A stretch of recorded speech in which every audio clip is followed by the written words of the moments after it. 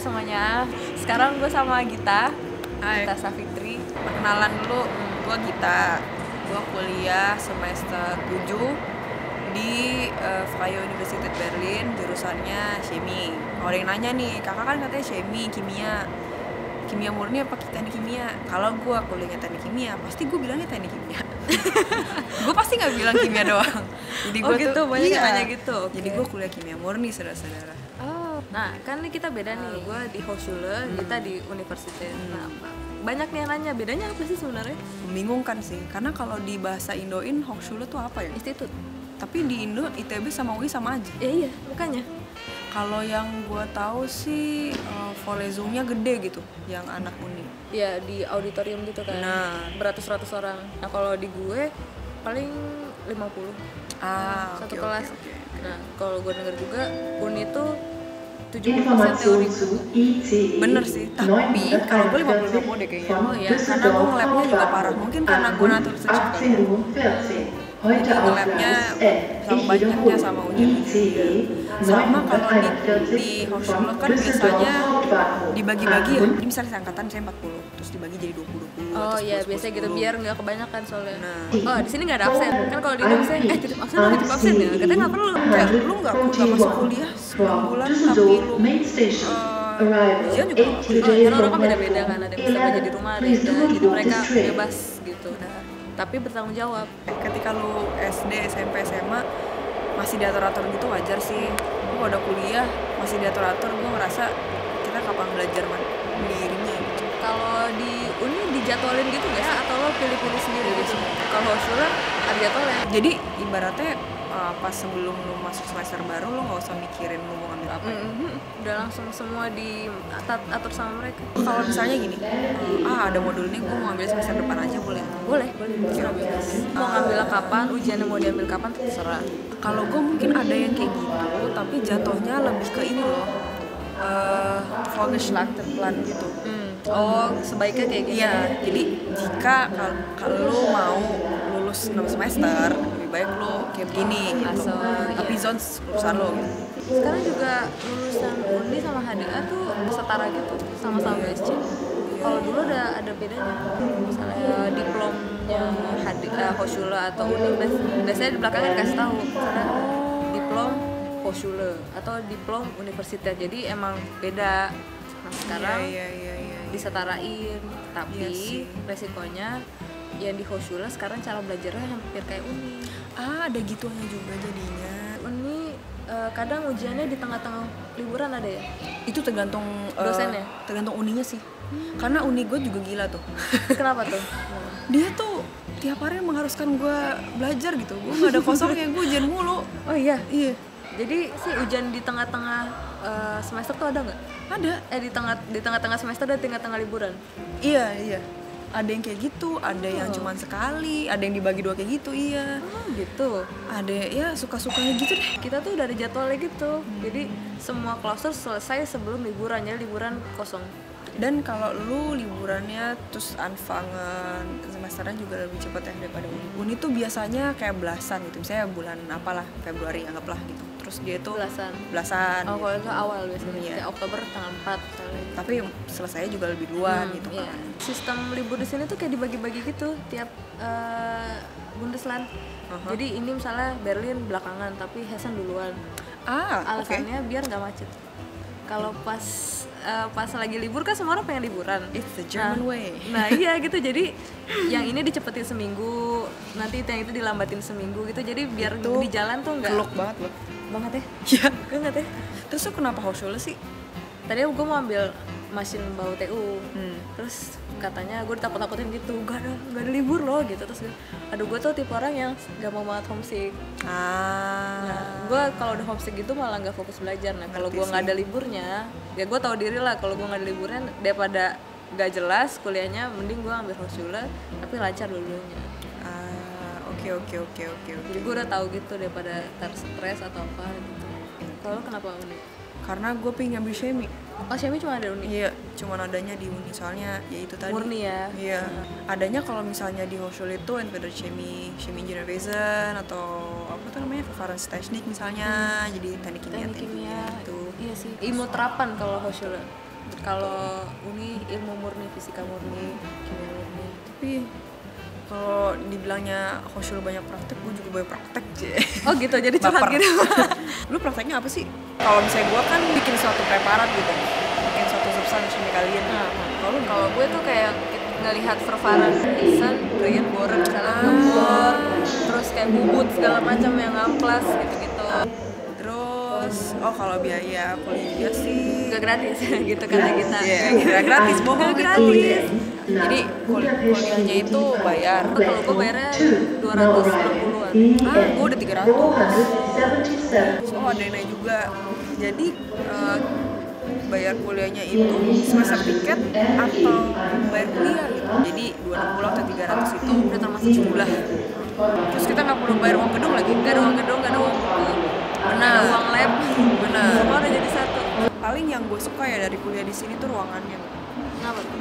Kalau kan adik gue tuh kuliah di Indo ya, di swasta sih. Terus gue pernah kepo gitu, dek kirimin ini dong foto kelas lo, kayak di Primagama. LSPR juga loh. Iya, Kayak pakai kursi lipat itu. iya kursi lipat. Terus gue kayak demi apa? Gue kayak Leslia.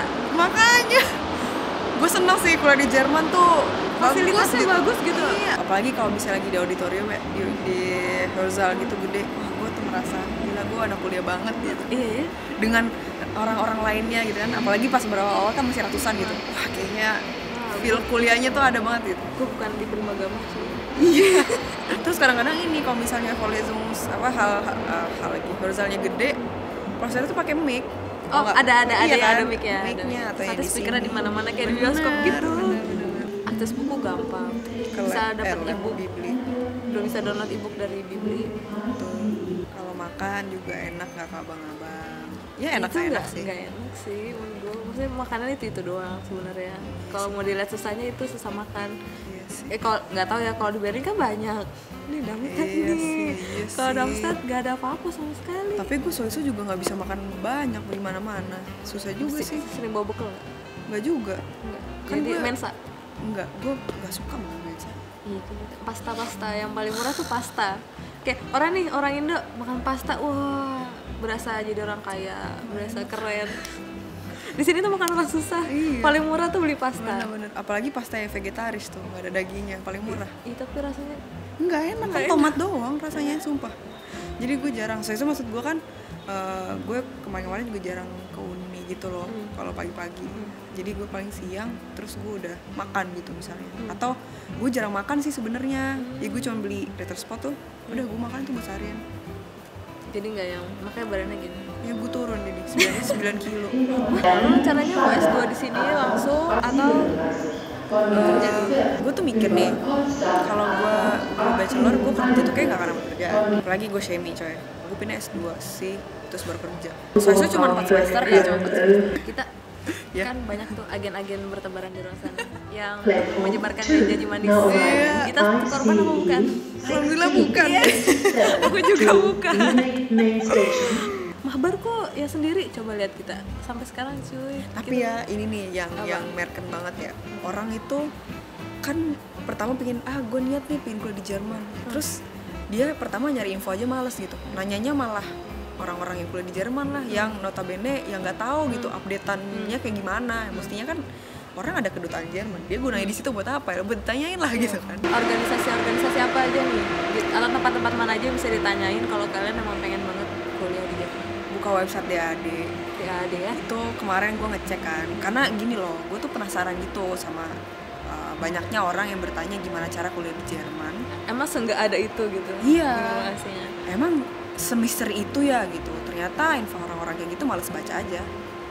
Padahal banyak di Google, di DAD itu lengkap gimana caranya. Terus apalagi kalau kalian di Jakarta gitu, kalian bisa ya ke daerah-daerah GI itu ada gedung yang ada flag Jermannya tuh. Di sana juga disediain liste penerjemah tersumpah, ngejelasin step-stepnya apa aja. Masa deh ke websitenya konsulat Jerman aja udah ada semua. Apa sih? Dulu kan penerjemah gitu, gue nyarinya di website itu juga. Iya. Mereka malas gitu, malas lah gue kesana. Terus kalau yang udah kesana pas ngeliat iya mesti urus ini jadi ciut. Kalau lo mau niat kesini, niatin bener-bener sepenuh hati, siap menerima apapun, karena pasti gak gampang. Iya, dari awal sampai akhir sih. Harus dijalanin gitu loh. Temen gue bilang ini, kalau lo udah mulai sesuatu, jangan berhenti di tengah jalan, selesain sampai habis gitu. Gue setuju. Tapi nggak apa sih, kalau cuman gara-gara itu lo ciut, lo emang nggak bisa di Jerman sih. Bener. Karena di Jerman tuh semua bakal lebih parah lagi. Dan kalau misalnya pas lo di Indo, at least ada nyokap lo gitu yang bisa ngurusin. Di sini nggak ada. Di sini lo sendirian. Ini kan tadi buat informasi orang-orang yang mau ke Jerman nih. Sekarang kan kita nih istilahnya udah mau selesai kuliahnya. Ada nggak tips buat anak-anak yang udah nyampe sini gitu? Jalanin aja. Jadi kebanyakan main sih sebenarnya juga. Ini nih kalau semester 3, semester 4, semester 5 tuh masih kelihatannya abu-abu. Kayak aduh gila kuliah gue kapan selesainya gitu. Kok gue nggak ngeliatin ujungnya di mana gitu. Itu tuh pasti kayak gitu. Nah setelah lu selesai semester itu, jadi lanjut ke semester 6, 7 dan lain, bukannya tambah einfach sih, nggak gitu. Kuliah lu akan makin susah, tapi akan lebih jelas aja ujungnya kemana. Lu bisa tahu, oh kira-kira gue selesai ini sekarang, tahun depan lah, atau misalnya 2 tahun lagi lah. Lebih jelas aja. Jadi kalau lu merasa lu nyasar lah, atau lu merasa gue kayaknya salah jurusan deh, jalanin dulu aja, coba lihat dulu. Orang yang belajarnya sungguh-sungguh aja di sini masih bisa susah, apalagi kalian yang menganggap remeh, jangan anggap remeh. Iya sih. Sebenarnya bisa sih mahbar ya kuliah di sini, insya Allah. Kalau bener-bener ya, tapi susah, gak ada yang bilang gampang. Mahbar itu bukan ainfa ya. Iya. Sama ini sih, jangan terlalu stuck up di kuliah, itu yang gue nyeselin banget dari diri gue. Kenapa tuh? Gue tuh semester 1, semester 2, semester 3, semester 4 gue ngerasa gue terlalu stuck di gue harus kuliah, gue harus fokus, gue gak mau ngapa-ngapain lagi, gue gak mau gitu. Gue lupa caranya bersenang-senang. Gue lupa kalau ada hal-hal yang mesti gue pelajarin gitu. Kayak hidup tuh gak cuma kuliah doang. Kayak gue kan suka gambar ya. Gue gara-gara kuliah gue 2 tahun, 3 tahun gak gambar. Tapi lo nyesel gak sekarang kuliah di Jerman? Enggak sih. Dulu tuh sempet nyesel ya. Karena apalagi ngeliat, kan gue angkatan tua gitu kan, temen-temen gue besok ada nikah nih cuy. Kemarin anaknya sakit ya, ada yang udah kayak gitu. Nyesel pastilah, karena gue merasa lama banget. Kayak orang-orang udah nyampe di Grogol, gue masih di rumah gitu. Tapi benar akhirnya belajar menerima kegagalan dan menganggap itu tuh bukan suatu kegagalan. Karena udah biasa gitu, udah biasa gagal. Bener, jadi kita bisa ngelihat sesuatu yang kita bilang gagal itu dari perspektif yang lain gitu. Gue ngerasain jadi, oh hal-hal yang gue pikir gagal itu, gue nganggap dia dulu kegagalan karena itu tuh bukan kemauan gue gitu. Tapi ketika gue, oh ini mungkin gue butuh ngalamin kayak gini karena biar gue bisa belajar. Menurut lo, empfehlenswert nggak kuliah di Jerman? Tergantung. Kayak yang gue bilang sama lo tadi tuh. Jadi kalau misalnya kuliah yang cuman buat pengen kuliah gitu karena nanti dia harus kerja dan lain-lain gitu, kuliah di Indo tuh cukup. Iya sih. Kalau hanya ingin gelar ya, kuliah di Indo tuh cukup banget. Ada uni-uni bagus, PTN, terus sekarang PTS juga udah bagus gitu. Tapi kalau mau belajar hidup sama beneran pingin Erleben, nggak cuman degree doang, tapi semuanya complete package gitu. Jerman tuh empfehlenswert banget. Kalau di Jerman tuh lo belajar hidup, sebenarnya belajar menerima kegagalan, belajar susah. Kalau mau tahu rasanya struggling, konto di bank tuh di bank minus, terus gak bisa makan, curhat, atau strugglingnya kerja, atau struggling komunikasi sama orang.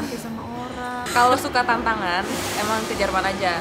Tapi kuliah di sini tuh menyenangkan sih menurut gue. Gue nggak nyesel kuliah di sini. Nggak nyesel, cuma menyenangkan juga tergantung perspektif. Itu perspektif. Ya, tapi kalau udah kayak gini dianggap menyenangkan aja gitu. Iyalah, udahlah jalanin aja gitu. Bener. Udah nyebur. Iya, udah basah. Sekalian aja udah nyebur. Iya. Kalau masih ada pertanyaan lagi, silahkan. Ya, di komen misalnya. Boleh. Siapa tahu ntar mereka bikin video lagi dengan orang lain lagi. Kalau masih tahu, gue punya channel YouTube kita Safitri Devi. Boleh lah kalau mau subscribe. Kalau berbaik hati nih yang nonton nih, subscribe. Makasih ya gitu waktunya gitu. Jangan lupa cek YouTube ya gitu. Subscribe, like, comment. Like ya. Like, jangan di dislike. Kalau misalnya nggak suka, skip aja. Adblocknya dimatiin ya. Dadah. Sampai jumpa.